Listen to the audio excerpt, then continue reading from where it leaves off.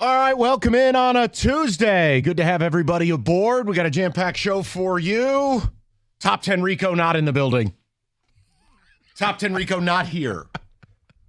The dress shirt is top 10. Okay. Top 10 Rico. You know what? I'll bring it back tomorrow. Yes. You got a top 10 program. Act like it. All right, let's get to business, shall we? I want to jump in on something because I heard it discussed a little bit on the morning show. I know Channel 7 did a report on it, and there's a lot. This is a fan issue. Now, it's a fascinating one that there are Lion fans getting their tickets revoked for violation of policy. And it's not hurling garbage on the field or hurling racial epithets or throwing ice cream cones at children. It is a violation of the sale policy. Now, what was really interesting is when the story broke, obviously it had hit on social media. I don't have social media, but that doesn't preclude people from texting me and going, hey. So one of the fans who lost their tickets 15 years ago is a guy who cut my hair. I knew him as Paul or Pavel. He's from Sterling Heights. Now, I can just disclose you that this dude was the biggest Lions fan then. Clearly, I don't think anything changed, as I would laugh my ass off seeing him in every TV commercial with the team telling you to buy tickets. So clearly he didn't become less of a fan. So he ended up calling the morning show. And it was weird to hear his voice. I haven't talked to him in probably 10 years. The point is, this story is going to be a question, Rico, that I'd like to tackle with you and talk to the fans about is, okay, did the team do this guy dirty? Now, it's complicated, right? Because you have fans like this gentleman who moved to Philly. Life takes you different places. Guy's originally from Sterling Heights. Guy's been to I don't remember a time back when I would see him every couple weeks. Never missed a game. And I had some people go do a little deep dive into social media and his social platforms. Guy was at every game last year. I mean, home and away. Guy flies in every week. Mm-hmm. So the report from Channel 7 last night, I go, okay, this is going to pop off now. This is going to be more than, hey, did you hear the news? So we can play some audio. And it is complicated, but it comes back to a principal question. Did the team owe this guy more? Yes or no? And can we all finally agree on something that Uncle Mikey, Nona Mike, has preached to you now for 2 decades? These teams do not care about you.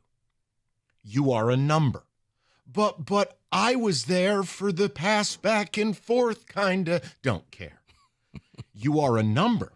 And if you're not going to pay, they put a bullet in your skull and someone else takes your seat. You are but a footnote in history. Mm-hmm. I've always used the example when the Yankees built that hideous new ballpark. There were families who had tickets since the days of Joe DiMaggio. I can't afford the price increases. Gone. They don't care about you. So he called the morning show because John and Jim were stumbling around with this topic. They were struggling. And he called to set the record straight, which is this dude didn't sell tickets for money. He would sell some of his tickets to then buy the best seat he could in row 1. Yeah. He owned 8 season tickets. He's owned tickets for 25 years. Started, according to the conversation, bought tickets when he was 16, put them in his name at 18. All correct. And then when the team was bad, was encouraged, hey, would you like to purchase more seats? This guy was tailgating during 0-16. Okay? Yeah. That's the type of dude you're talking about. Now, candidly, I haven't talked to him in 10 years. I'm not going to speak to who he is today. I can just tell you, I don't think the fandom died when you're at every home and away game and you're featured in the television commercial as, hey, buy tickets. You can be this human. I think the fandom is still there. Yeah, that's my point. No, I'm right. I'm for the fact that he's like not trying to sue the team. He's just standing outside the building saying, "Will somebody talk to me?" And there's my. We'll get to that in a moment. Now, David has been kind enough. He edited the audio because, candidly, it was a bit long-winded, and I want to be more effective for our people. So he was asked the question, well, how many tickets do you have? David, can you play sound 1, please?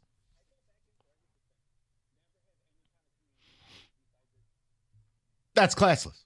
There's no other way around that. You don't even have to think what this guy was doing is right or wrong. And mind you, reinvested all the money. I hate the policy in sum total. See, to me, last I checked, I pay you for something that's mine. Mm-hmm. I hate the idea that the fine print on tickets is this is a privilege, these are not a guarantee, and boop, boop, boop, boop, boop. Now, listen, you do X, Y, and Z. You cuss at people. You get in fights. You make fun of kids. You throw things at players. Right. You're gone. It's called a decency clause. Right. You know what I don't think the team's got a right to anymore? The buying and selling of tickets when they're in the business of buying and selling tickets, taking $1 million deals with ticket brokerages. Uh-oh. Case in point. Oh, so it's just factual. Right. Hey, you know what it's the equivalent of? A team telling you, how dare you bet on our games? Cutscene. Presented by FanDuel. Or there's a FanDuel casino right there at the ball field. But how dare you? All right, number 2, David. How many tickets did he sell?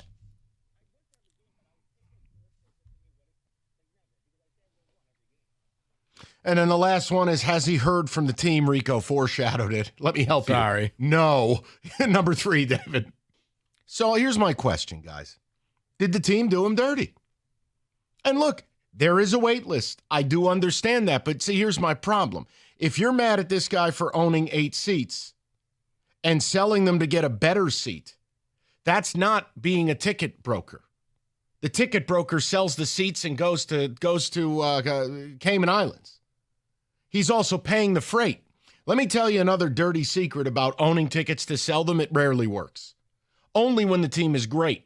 And what I would advocate is this guy has spent his money, or as I used to tell him back in the day, lit his money on fire for 25 years. What did his loyalty get him? Not a phone call. See, this is where I think the Lions, they ought to make it right. And they ought to at least have a conversation of, all right, here's the deal. You ain't buying 8 tickets. But you can. How much do you want to spend? And you can buy a pair, and we'll call it a day. Well, see, here's the thing. Because according to the conversation he had with Cookies this morning, the seats that he buys, those front row seats, he was like, okay, you can keep the 8. Can I just buy the 2 and have my buddy sign them over to me? Nope. And those will be mine? No. Sorry. We good. But do you and I know you understand it, so maybe it was no. It was about to be rhetorical. It's just there is something I think Lions fans are gonna have to get used to. It's that this illusion the team cares about you is just that. It's an illusion. Mm-hmm. You gotta stop with I'm a real fan. No, you're a number. That's it. You're nothing more than a convenience. So now that the team is good and they've raised your ticket prices, by the way, I defended the team raising the prices. So I don't want to hear from anybody down there. You got a business to run it. This isn't how you run a business. I think these policies that certainly the Lions are not alone. So let me just say all sports. I think it is patently absurd when people buy season tickets that they are then told what to do with those tickets. All right? Right. This isn't the Arsenal Football Club. This ain't the EPL. Ain't nobody trying to hear it. People pay exorbitant money for those tickets. Life gets in the way. You want to sell them? You got a case of diarrhea? You don't feel like going? You do what you want to do. I think it's laughable that the team gets to do everything they want to do all the time. And the minute this guy didn't make any money. This guy went broke going to these damn games. No, but they looked and found out that he sold his tickets. So when they did the audit, it was like, well, you sold all your tickets. So now you're just a ticket broker on your own. So where's the conversation?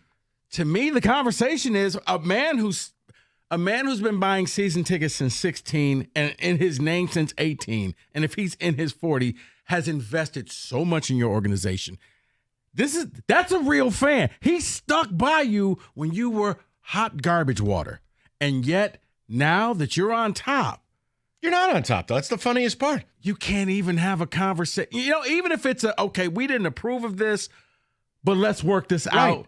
Because this will be your warning, and this is because of the air quote loyalty that he paid in. He's put so much equity into his team. Well, here's the best part. Oh, so it's okay for the team to use his image in all their commercial and marketing. Yeah, when you told me that. Bro, every time you watch a Lions game, they're like, call 1-800-LIONS-BONER. He's front and center in the commercial. The pregame hype video that they play. He's in it. Yeah. If the Lions want to make it right, A, you owe the guy a phone call. B, hey, let him buy the 2 most expensive tickets that are unaccounted for. Anybody's crazy. Put him in the front row. No, seriously. It's an easy fix. Okay, we'll take away the 8. Since you want to sit in the front row, pay the front row 2 seats. That's it. It's yours. Happy hype video day, and let's move forward. Sell him again, you're dead. Right. Got it. But the point is, he was selling the 8 to spend his money to still go to the game. And he goes to the games on the road. All of them. Which is patently absurd, but God bless. But right, for them to sit there and act like, well, you're not a real fan, like.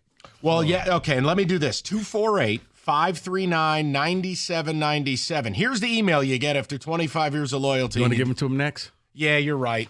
You know what? That is personal growth by you. I was about to send us into a late break vortex. Nice job by you. I know. I would have been over at Spacey Sprocket's desk. Inside reference, 248-539-9797. Did the Lions do this guy dirty, yes or no? And why do teams get to have these policies about what you do with your tickets? Curiosity.